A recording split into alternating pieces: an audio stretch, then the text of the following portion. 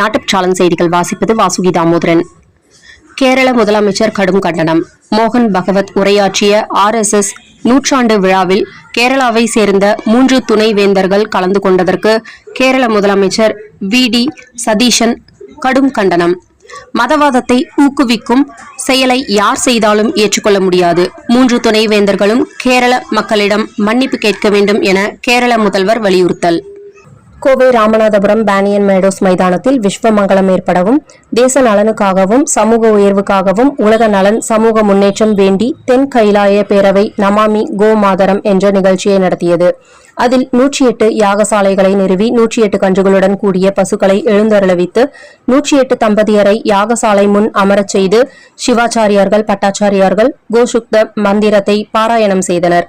தம்பதியர்கள் கோமாதாவிற்கு மஞ்சள் குங்குமம் மலர் மாலைகளையும் வஸ்திரங்களையும் அணிவித்து கற்பூர தீபாராதனை செய்து கோபூஜையை நிறைவேற்றினர்.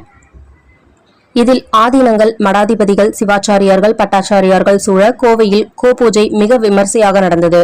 சிறப்பு அழைப்பாளர்களாக தமிழகத்தில் உள்ள அனைத்து ஆன்மீக அருளாளர்களும் மற்றும் பிரமுகர்களும் மற்றும் பொதுமக்களும் 25,000 பேருக்கு மேல் கலந்து கொண்டு உலக நலனுக்காக கோவையில் பிரம்மாண்ட கோபூஜையை சனாதன மரபின்படி நடத்தி முடித்தனர்.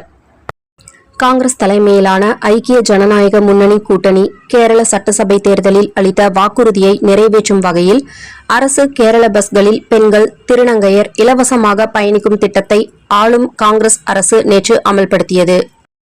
நீதிமன்றத்தில் ஆஜர். திருவள்ளூர் கும்மிடிப்பூண்டி அருகே 3 வயது பெண் குழந்தையை பாலியல் வன்கொடுமை செய்து கொலை செய்யப்பட்ட வழக்கில் கைதான பீகாரைச் சேர்ந்த நபரை பலத்த போலீஸ் பாதுகாப்புடன் திருவள்ளூர் நீதிமன்றத்தில் ஆஜர்படுத்தினர்.